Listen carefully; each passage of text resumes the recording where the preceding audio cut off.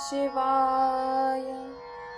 कैलासराणा शिवचंद्रमौळी फणींद्रमाथा भ्रुकुटी झळाळी। कारुण्य सिंधू भवदुःखहारी तुझ वीण शंभो मज कोण तारी। तुझ वीण शंभो मज कोण तारी। नमः पार्वती पते हर हर महादेव। श्री काशीखंड कथासार अध्याय 17वा। या अध्यायात बुधलोकाचे वर्णन आले। चंद्रावर श्री शंकर प्रसन्न झाले आणि हे पाहून यज्ञमंडपात आनंदाने नृत्य गायन सुरू झाले।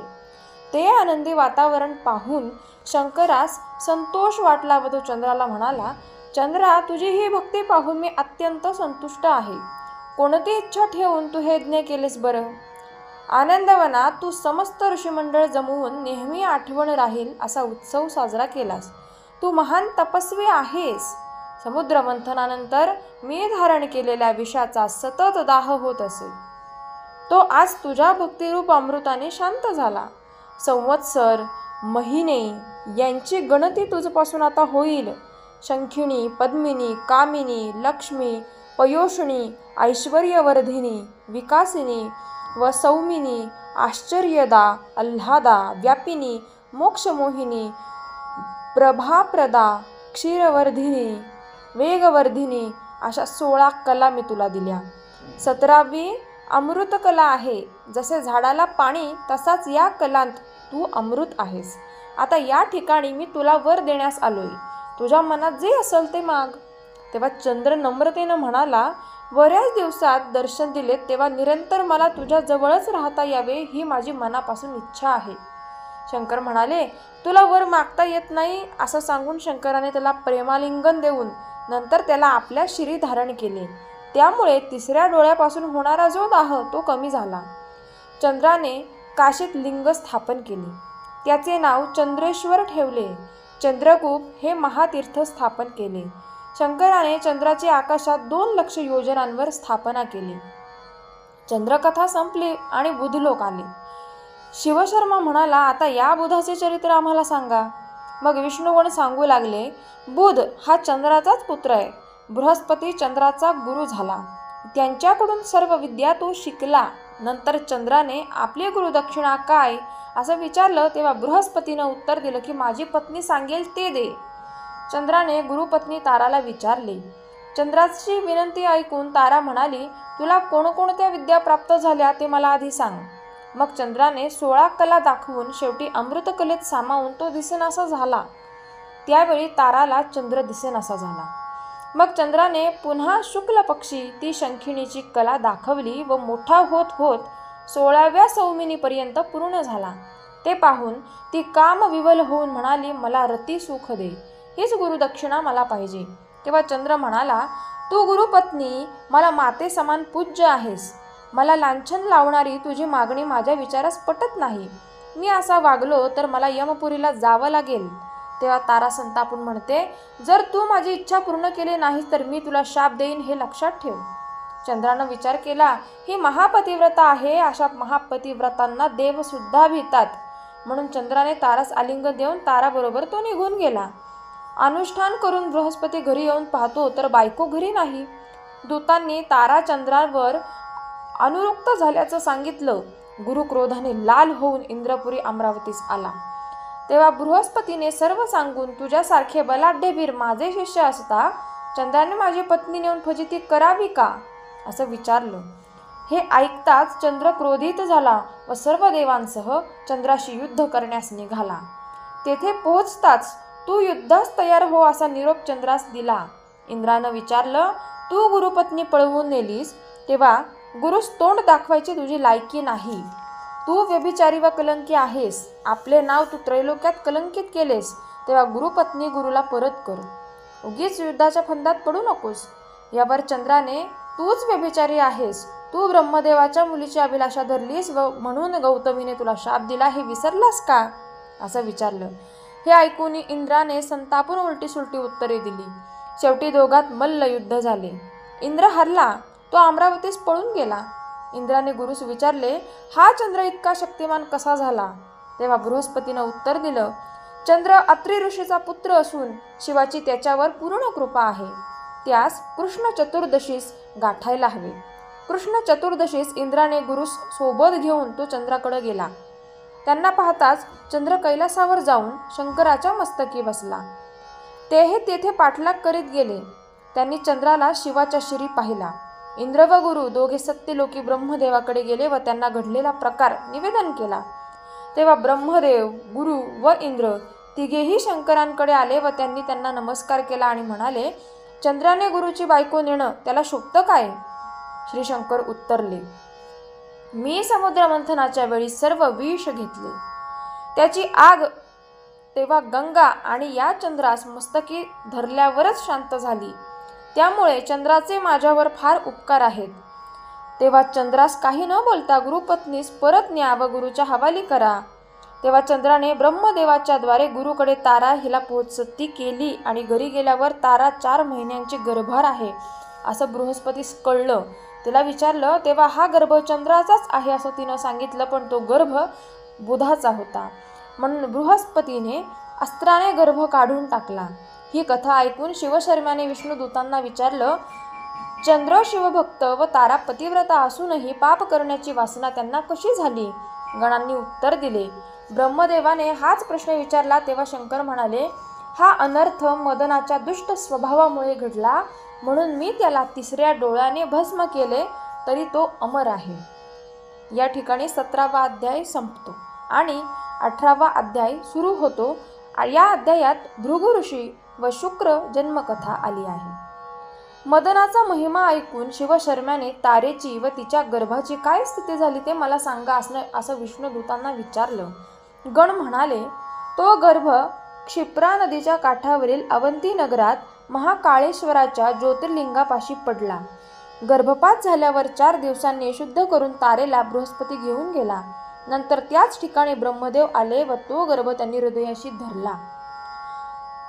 हा चंद्राचा नसून नर्मदेचा भाऊ आहे म्हणून त्याचे नाव बुध ठेवले.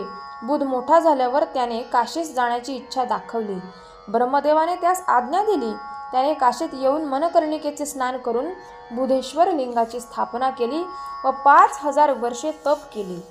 बुधास वर देऊन शंकराने म्हटले की तू चंद्राचा पुत्र आहेस व पृथ्वीवर तुझ्यापासून सोमवंशीय सार्वभौम राजे होतील व महापुण्यवान होऊन यज्ञ करतील आणि बुधेश्वराची पूजा करून बुधलोकी जातील.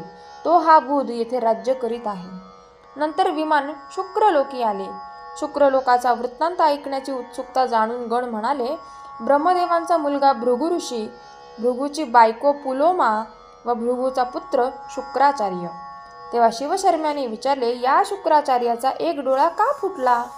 तेव्हा गण म्हणाले, हा शुक्राचार्य दैत्यांचा गुरु, ब्रह्मदेवाचा पुत्र मारीची. मारीचीच्या रेतापासून कश्यप मुनी झाला. कश्यपाचा मुलगा हिरण्यकश्यपू नावाचा दैत्य झाला. त्याचा पुत्र प्रल्हाद, प्रल्हाद विरोचन व प्रल्हादाचा मुलगा आणि त्याचा पुत्र प्रल्हाद विरोचन हा प्रल्हादाचा मुलगा आणि त्याचा मुलगा राजा बळी हा मोठा दानशूर होता. राजा बळीने इंद्रावर हल्ला करून अमरपुरी आपल्या ताब्यात घेतली व राज्य करायचा.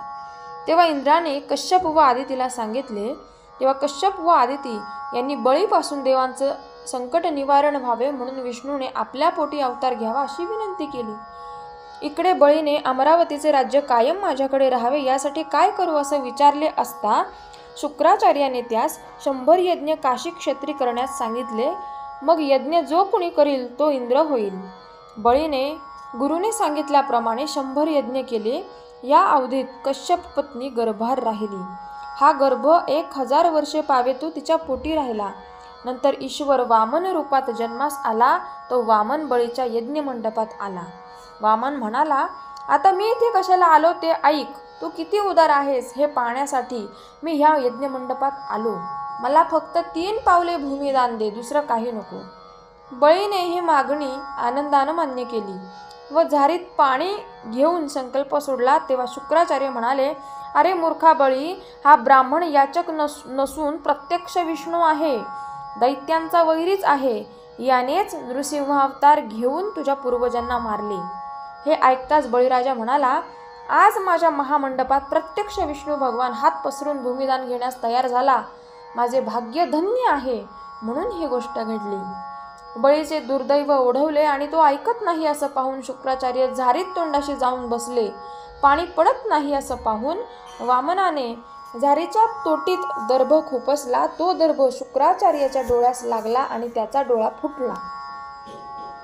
तारकासूर नावाचा दैत्य प्रबळ झाला. त्याने अमरपुरी जिंकली व शुक्राचार्यास गुरु केले. दैत्यांकडे जे मरत त्यास तो जिवंत करीत असे. तेव्हा क्रोधित झालेल्या शंकराने त्यास तोंडात टाकून गिळून टाकले. एकदा ध्यानस्थ असता शंकरास पार्वती दिसली व वीर्यपात झाला. यातून शुक्राचार्य बाहेर पडला. 1,00,000 वर्षेपर्यंत त्याने तप केलं. शंकराने प्रसन्न होऊन वर दिला, तू राक्षसांचा गुरु होशील. माझ्या शुक्रातून जन्मलास म्हणून तुला लोक शुक्राचार्य म्हणतील. आता तू काशीत जा आणि तप कर. शुक्राने आनंदवनात जाऊन शंकराच्या सांगण्याप्रमाणे शुक्रेश्वर नावाची लिंगाची स्थापना केली. तप पूर्ण झाल्यावर शंकर प्रकट झाला. त्याने शुक्रास संजीवनी मंत्र दिला व वर दिला की जो शुक्रेश्वराची पूजा करील त्याची वंशवृद्धी होऊन पुत्र होतील, कन्या होणार नाहीत. आता विमान नक्षत्रलोकी आले. ब्रह्मदेवाचा दक्ष प्रजापती या नावाचा एक मुलगा होता आणि स्वयंभू नावाचा एक मुनी होता व त्याला शुभलोचना, अनसूया व प्रसूती नावाच्या 3 मुली होत्या. प्रसूता ब्रह्मदेव पुत्र दक्ष याची पत्नी. या प्रसूतेला 60 मुली झाल्यानंतर त्या आनंदवनात तपश्चर्येस बसल्या. त्यांनी तेथे शिवलिंगाची व नक्षत्रेश्वराची स्थापना केली. दक्ष कन्यांमध्ये आदिती व दाक्षायणी यांनी 5,00,000 वर्षांपावेतो तप करून शंकरास प्रसन्न केले. मग नक्षत्रेश्वर शंकर भगवान प्रकट झाले आणि म्हणाले, तुला जे हवे ते माग. आदिती व दाक्षायणी म्हणाल्या, आम्ही दोघी कुमारिका आहोत तेव्हा आमच्या इच्छा पुऱ्या कराव्या. शंकर म्हणाले, तुमचा पिता स्वयंवर करील व इच्छित पती तुम्हास मिळेल. तुम्ही स्थापन केलेल्या लिंगांच्या ठिकाणी मी स्वतः राहीन. मग दक्षाने स्वयंवराची धामधूम सुरू केली. दक्ष कन्यांनी वरमाला घेऊन इच्छित वरांच्या गळ्यात माळ घालून त्यांना वरले. दाक्षायणीने सुवर्ण पुष्पाची माळ शंकराच्या गळ्यात घातली. आदितीने व तिच्या 12 बहिणींनी पण कश्यपाच्याच गळ्यात माळ घातली. तेव्हा अश्विनी आणखी 27 जणींनी, त्यास कृतिका, रोहिणी या मोठ्या यांनी चंद्राच्या गळ्यात माळ घातली. शंकराच्या वरदानाने त्या 27 नक्षत्रलोकी आल्या. विष्णुगण म्हणाले, आता मंगळलोक लागले. हयग्रीवाने जेव्हा पृथ्वीला त्रासवले तेव्हा शंकराने तृतीय नेत्र उघडला. त्या तेजाने पृथ्वी गर्भार राहिली आणि हा मंगळ कार्तिक चतुर्दशीच्या दिवशी जन्मला. मग तो वाराणसीत जाऊन मणकर्णिकेचे स्नान करून शंकराचे दर्शन घेऊन मंगळेश्वर याची स्थापना करून 5,000 वर्षे निराहार राहून तप केले. मग शंकर प्रसन्न झाले आणि त्यांनी या लोकांची स्थापना केली. यापुढे अध्याय 19 सुरू होतो. बृहस्पतीने जी शिवस्तुती केली त्याचं वर्णन यात आलंय. भौमलोक सोडून विमान पुढे निघाले तर वाटेत गुरुलोक लागला. तेव्हा शिवशर्म्याने विष्णुदूतांना विचारले, हा कोणता नवीन लोक? येथील सारे लोक शिवशंकरांच्याच ध्यानात आणि चिंतनात मग्न आहेत. ते वेद जाणतात. वेदान वाचून ते इतर काहीच जाणत नाही, मानितही नाही. तेव्हा गण सांगू लागले, सर्व सृष्टी ब्रह्मदेवानं निर्माण केली. त्या ब्रह्मदेवाचा पुत्र अंगिरा ऋषी. त्यांची पत्नी स्मृती नावाची होती. ती मोठी पतिव्रता. त्यांना एक मुलगा झाला. त्याचे नाव बृहस्पती. तो देवांचा गुरु. तो सर्व वेद जाणणारा होता. तो काशी येथे तपश्चर्या करू लागला. तो रोज मनकर्णिका तीर्थात स्नान करी. तो रोज सहस्र सुवर्ण कमळांनी शंकराची पूजा करी. तो दर्भासनावर बसून रोज भगवान शंकरांची उपासना करी. दर्भ पाण्यात बुडविल्यानंतर त्याच्या टोकाला चिकटून जेवढं अल्प पाणी येईल तेवढंच पिऊन तो तपश्चर्या करत होता. त्याने नवीन बृहस्पतीश्वर शंकराची स्थापना करून सतत उपासना केली. त्या कडक तपाने भगवान शंकर प्रसन्न झाले. तेव्हा भगवान बृहस्पतीला म्हणाले, भक्ता, मी तुझ्या तपाने प्रसन्न झालो आहे, काहीतरी वर माग. भगवान शंकर प्रत्यक्षात दिसताच बृहस्पतीने मस्तक टेकवून त्यांना नमस्कार केला. बृहस्पतीने शंकराची स्तुती केली. भगवंता, तू कृपेचा समुद्र आहेस. तू परीस आहेस. तुझ्या स्पर्शाने भक्तांचे सोने होते. हे भगवंता, तू कल्पवृक्ष आहेस. माझ्या या देहरूपी आरशात तुझ्या स्वरूपाचे प्रतिबिंब नित्य पडो. माझा हा देह मरून पडला तरी माझ्या मुखातून ओम नमः शिवाय हा तुझ्या नामाचा उच्चार सतत होत राहो. त्यामुळे मी पुन्हा जिवंत होईन. भगवंता, तू म्हणजे मानस सरोवर आहे. मी त्यात विहार करणारा एक सामान्य हंस आहे. तुझ्या नामरूपी गंगेत माझ्या शरीर मनाला नित्य स्नान घडो. माझी छाती नारळासारखी आहे. तिच्यात तुझ्या नामामृताचे निर्मळ पाणी आहे. भगवंता, माझ्याकडून नामस्मरणाचे पुण्य बहुत काळ घडले म्हणूनच तुझे दर्शन झाले. मी सर्प असलो तर तू माया मस्तकावरील दिव्यमणी आहेस. तुझ्या नामरूपी चंदनाची उटी माझ्या हृदयावर लेपिली आहे. त्यामुळे कर्मरूपी तापाने तापलेले माझे हृदय शांत झाले. शंकरा, जे सतत तुझे नाम घेतात त्यांना तू संसाररूपी समुद्रातून तारून नेतोस, यात कोणतीच शंका नाही. तू चंदनाचा वृक्ष आहेस. माझा मनरूपी पोपट त्यावर बसून तुझं नाव घेत आहे. सुवर्ण वगैरे अशुद्ध धातूंना शुद्ध करणारा तू अग्नी आहेस. तुळशी पत्राचा द्रोण करून त्यात समुद्र सुद्धा उपसता येईल, पण तुझे गुणवर्णन मात्र करता येणार नाही. सूर्य एक वेळ पश्चिमेला उगवेल, अग्निसुद्धा एक वेळ चंद्रासारख्या शीतल होईल, पण तुझे गुणवर्णन मात्र पूर्ण करता येणार नाही. तुला षडस अन्नाचा नैवेद्य दाखवावा तर तुझ्या घरी कामधेनूंचा कळप आहे. तुला शुद्ध जलाने स्नान घालावे तर तुझ्या मस्तकी सतत गंगा वाहत आहे. मी तुझे नामस्मरण करतो असे म्हणावे तर ते कसे शक्य आहे. तू सागर आणि मी त्याची लाट. मग सागर आणि लाट भिन्न आहेत काय. आता मी तुझ्या पायी साष्टांग नमस्कार करतो म्हणजे त्यात सर्व आले. त्यावर भगवान शंकर म्हणाले, भक्ता, अरे तू माझी स्तुती केलीस ती तुझ्या भावभावनांसह माझ्या चित्तात पूर्णपणे पोहोचली. ही स्तुती त्रिकाळ नियमाने श्रवण पठण करणाऱ्यांजवळ मी निरंतर राहीन व जोपर्यंत चंद्र सूर्य आहेत, शेषाच्या मस्तकावर पृथ्वी आहे, तोपर्यंत तो पूर्वजांसह शिवलोकी राहील. बृहस्पतीश्वर लिंगाजवळ जो ही स्तुती त्रिकाळ करील त्यास शंकर आपल्या आसनावर बसविल. तुझे शब्दज्ञान अपार होय म्हणून तुझे दुसरे नाव वाचस्पती ठेवले. जसा दैत्यांचा गुरु शुक्र तसाच तू देवांचा आजपासून गुरु झालास. मग शंकराने इंद्रासह वर्तमान संपूर्ण देवांना बोलावून सांगितले, हा अंगिराचा पुत्र तुमचा गुरु होय. हा सांगेल त्याचप्रमाणे तुम्हाला वागावं लागेल. याच्या मसलतीने वागल्याने तुमचे मनोरथ पार पडतील. मग शंकरांच्या आज्ञेने इंद्र सुद्धा सर्व बृहस्पतीच्या पाया पडले. यापुढे अध्याय 20 सुरू होतो. यात शनी महात्म्य वर्णन आलंय. नंतर विमान पुढं चालवलं तो शनिलोक लागला. तेव्हा विष्णुगणांनी शनीचा महिमा वर्णन करून सांगितला, शनैश्वर सूर्याचा पुत्र होय.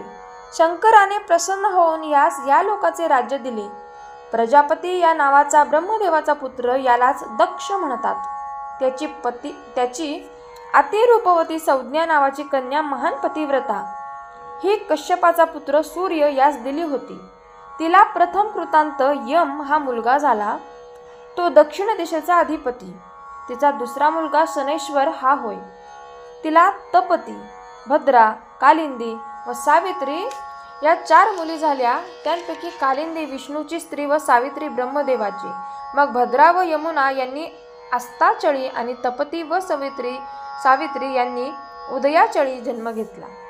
एके दिवशी संज्ञेने आता मला सूर्याचे तेज सहन होईनासे झाले असा विचार करून सवर्णा नावाची आपणा समान दुसरी स्त्री निर्माण केली आणि तिला आज्ञा केली, तू सूर्याशी स्त्रीच्या नात्याने सर्व व्यवहार ही गोष्ट कुणास कळू न देता गुप्त ठेव.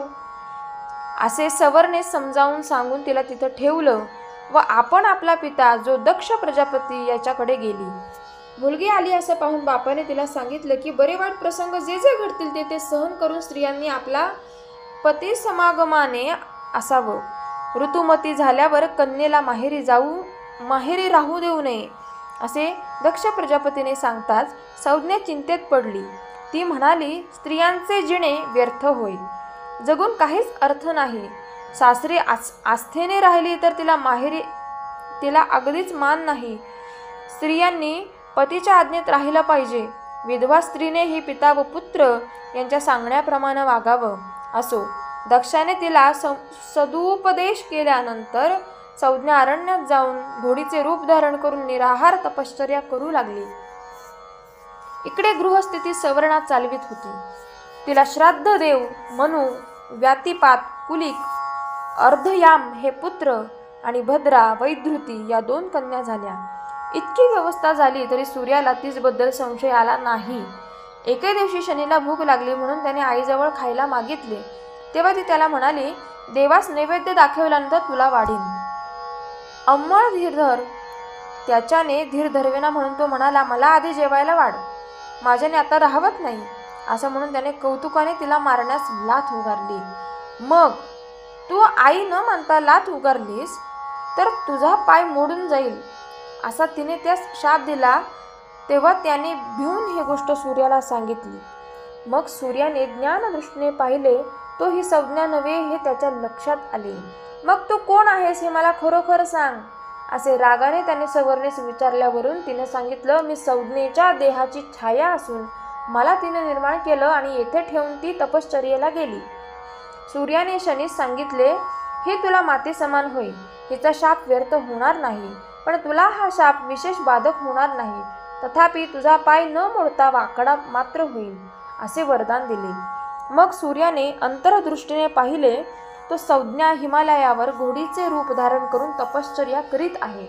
सूर्य वाचून तिचे दुसरीकडे बिलकुल लक्ष नाही असे सूर्याने जाणून तो ताबडतोब घोड्याचे रूप घेऊन त्या ठिकाणी संज्ञा तपश्चर्या करायला बसली त्या ठिकाणी गेला. त्याच पाहताच तिने मनात विचार केला की सूर्य वाचून इतर पुरुष मला दिसावयाचा नाही. यास्तव हा सूर्य घोड्याचे रूप धारण करून आला आहे. त्यास पाहताच तिला आनंद झाला. मग दोघांची नजरानजर होऊन एकमेकात ते हुंगले. तेव्हा ती ऋतुमती होती. यामुळे सूर्याचे वीर्य पडले. ते घोडीने नाकावाटे घेतले. पुढे ती घोडी गाभण गोरुदोर राहिली. तिला नाकावाटेच 2 पुत्र झाले, एक अश्विन व दुसरा वैवस्तव. हे दोघेही अश्विनी कुमार देवांचे वैद्य. यांच्यापासून पुढे वैद्य उत्पन्न झाले. हे दोघेही मोठे विख्यात झाले. असो, सूर्याची कन्या यमुना आपली आई बापे उदयाचळास गेली असे जाणून जी नदी होऊन अस्ताचळास पूर्वेस गेली, तेथून ती पश्चिमेच्या 7 समुद्रास भेटून पाताळामध्ये प्रभावती नदीच्या उदकास जाऊन मिळाली. ही गोष्ट कालिंद पर्वतास समजली. तिच्या उदकाचा एक प्रवाह मग त्या पर्वतातून निघाला. त्याने तिचे सर्व उदक आवरून धरले आणि शेवटी उदकाचा ओघ बाहेर पडला.